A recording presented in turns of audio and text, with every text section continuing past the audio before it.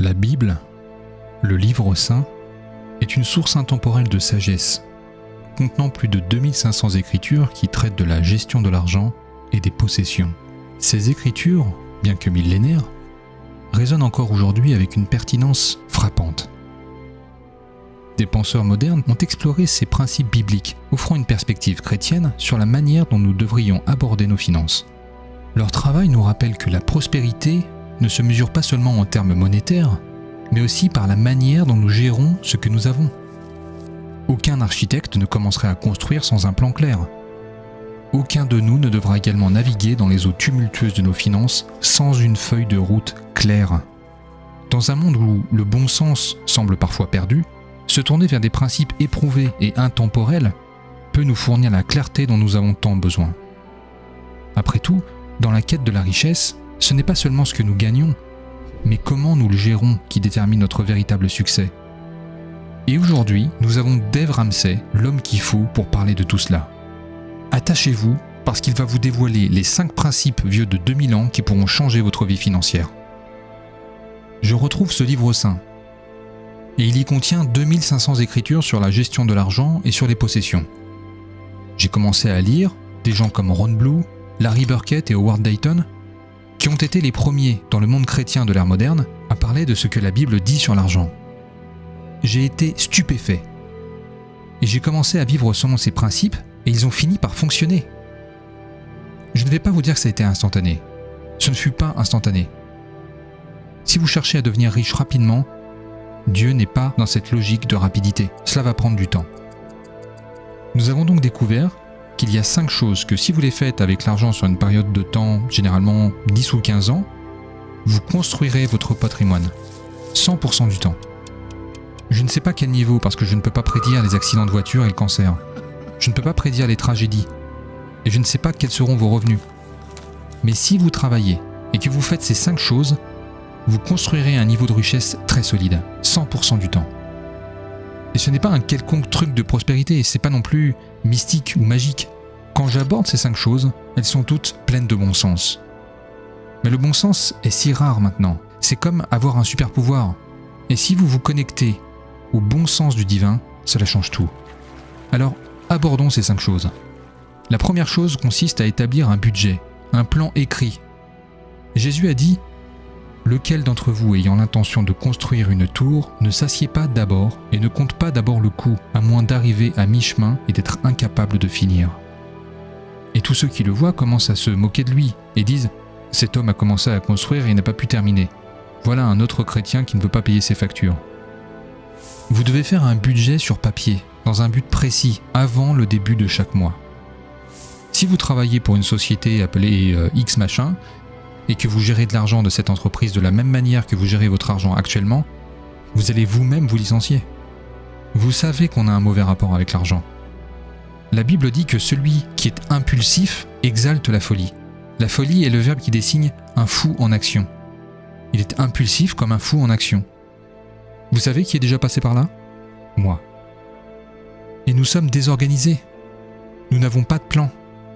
Rien n'est écrit, et on a le culot de prier notre Père Céleste, le Créateur du ciel et de la terre, et dire « Seigneur, je manque de conduite, je suis horrible, je suis incompétent, mais quand même, envoie-moi plus d'argent. » Ce à quoi il nous regarde et dit « Non. » C'est dans la Bible, parabole des talents. Le maître donne à 3 serviteurs une somme d'argent à gérer. Il revient plus tard, 2 d'entre eux l'ont bien géré, un autre non. Celui qui ne l'a pas bien géré, non seulement il ne lui a pas donné plus, mais il lui a enlevé l'argent qu'il avait et l'a donné à celui qui avait le mieux géré. Et puis il y a cette écriture sur l'égalité des richesses. Il est dit juste après, ceux qui sont fiables dans les petites choses obtiendront plus à gérer.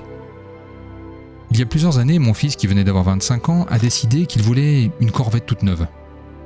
Je l'ai regardé et je lui ai dit « Je suis un père affectueux, mais non, tu peux pas avoir une Corvette neuve. » Bien que cela semble être une bénédiction pour toi, mon fils, elle fait 465 chevaux, elle a une carrosserie en fibre, elle passe de 0 à 100 km/h en 3,1 secondes. Le problème, c'est que tu es un conducteur incompétent. J'ai vu ta conduite, tu vas te tuer avec cette voiture. Et jusqu'à ce que tu prouves ta compétence, on ne va pas parler d'un truc aussi ridicule. Donc pour l'instant, ce que tu auras, c'est une vieille Chevrolet avec une gerbille fatiguée sous le capot. Soyez d'abord sérieux dans les petites choses. Décidez. Ce qui est intéressant avec chacun de ces principes, c'est que vous pouvez décider aujourd'hui de les mettre en pratique. J'avais un gars qui travaillait avec moi et il ne faisait pas ce processus correctement. Et je me suis assis et je lui ai dit « Voici ce que vous allez faire ». Et il me répond « Eh bien, c'est pas comme ça que je le fais ». Et j'ai dit « Alors change ». Et il répond « Eh bien, je suis pas comme toi ». Et je lui ai dit « Dans ce cas, change. Tu peux décider aujourd'hui d'être bon. Change aujourd'hui même. Vous pouvez décider, quand vous rentrez chez vous, vous pouvez décider de faire le budget aujourd'hui. Sortez le bloc-notes jaune ou allez sur un budget gratuit en ligne, comme chaquedollar.com. Vous pouvez décider aujourd'hui et vous dire « Je vais commencer à bien gérer mon argent aujourd'hui ». Parce que vous allez continuer à obtenir ce que vous avez toujours obtenu si vous commencez à faire ce que vous avez toujours fait. Vous le savez, on récolte ce qu'on sème. Et le deuxième principe est que vous devez vous débarrasser de vos dettes, maintenant. La Bible dit « Le débiteur est l'esclave du créancier ». Et c'est vrai. L'emprunteur est l'esclave du prêteur. Pensez-y. Votre outil de construction de richesse le plus puissant est votre revenu. Laissez-moi vous montrer à quoi il ressemble. De nouvelles données montrent que le paiement moyen d'une voiture en Amérique aujourd'hui, selon la National Auto Dealers Association, est de 499 $. C'est dangereusement proche de 500. Si vous prenez 500 $ par mois et les investissez de 30 à 70 ans dans un fonds de croissance décent, vous aurez 5,6 millions de dollars. Voilà ce que vous coûte le paiement d'une voiture. Alors, qui vous a rendu riche? General Motors, Ford, Lexus, Toyota, qui? Vous avez rendu quelqu'un riche. Et vous roulez avec une voiture que vous ne pouvez pas vous permettre. Vous vous grattez la tête et vous vous demandez pourquoi le fonds pour l'université de vos enfants n'a pas été approvisionné. Parce que vous donnez tout votre argent à quelqu'un d'autre. Et ceux que vous rendez riches ont de plus beaux meubles dans leurs immeubles. Mais les gars, il se passe quelque chose ici. Ça continue et ça continue. Et je m'en prends à personne. Pensez-y. Et si vous n'aviez pas de paiement? Je n'arrive même pas à me faire à cette idée. Eh bien, tu auras toujours un paiement pour ta voiture. Vous entendez les gens dire ça. Le petit homme ne peut pas avancer.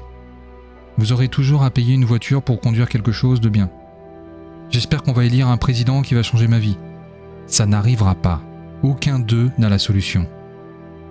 Je vous le dis, vous êtes en charge de votre vie.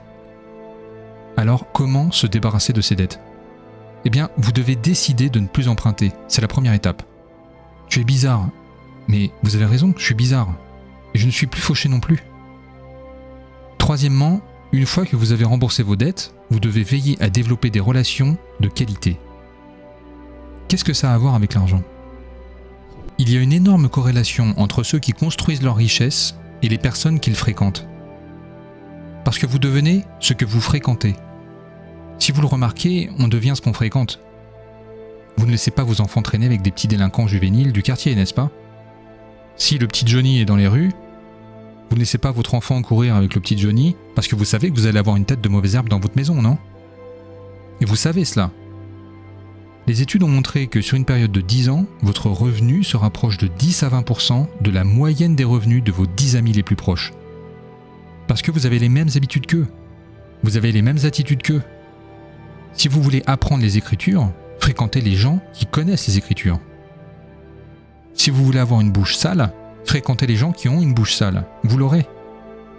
Vous ne pouvez pas vous empêcher de le devenir. Vous deviendrez ce que vous fréquentez. La quatrième chose dont vous avez besoin, c'est d'épargner et d'investir. De précieux trésors et de l'huile sont dans la demeure du sage, mais l'homme insensé les détruit. Les personnes sages économisent de l'argent. C'est ce que cette phrase veut dire. L'huile est un signe du Saint-Esprit dans l'Ancien Testament. Elle était utilisée pour oindre les rois et pour que l'huile brûle dans le Saint des Saints. Et donc elle était utilisée sur le marché comme nous utilisons de l'argent aujourd'hui, comme moyen d'échange.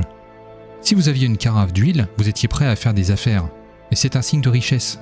Alors relisons autrement cette phrase. Dans la maison des sages, il y a des réserves d'argent. Les gens sages économisent de l'argent. Pourquoi? On va pas commencer par leur dire qu'il y a urgence, non? Grand-mère l'a dit, économiser pour les jours pluvieux. Je vous dis qu'il va pleuvoir, tu vas avoir un accident de voiture, tu vas perdre ton travail, il va se passer quelque chose, tu vas avoir besoin d'argent. Dave, tu dois être positif. Je suis certain qu'il va pleuvoir, quelque chose va arriver. Et puis tu dois économiser et investir pour prendre ta retraite avec dignité. Tu sais, je vais dépenser tout ce que je gagne et espérer que le gouvernement, qui est bien connu pour sa capacité à gérer l'argent, prendra soin de moi. C'est une idée stupide. C'est juste ridicule. Et nous comptons sur eux, d'une manière un peu bizarre, pour venir. Ils ne viendront pas. Il n'y a pas de cheval blanc. Il n'y a pas de calvaire. Vous êtes en charge de votre destin. Et c'est une excellente nouvelle. La dernière étape est celle-ci. Dieu aime ceux qui donnent avec joie. Il aime celui qui donne avec joie et cela concerne la générosité. La générosité n'est pas seulement un transfert de fonds. La générosité est un esprit. Les personnes généreuses sont plus attirantes. Elles sourient. Elles ne sont pas grognonnes. Elles ne ramènent pas tout à elles. Ce sont elles qui ouvrent la porte. Ce sont elles qui, lorsque le panier tombe et vos courses roulent le long du parking, ce sont elles qui vous aident à les ramasser. La générosité est un esprit. Elle change tout dans votre esprit.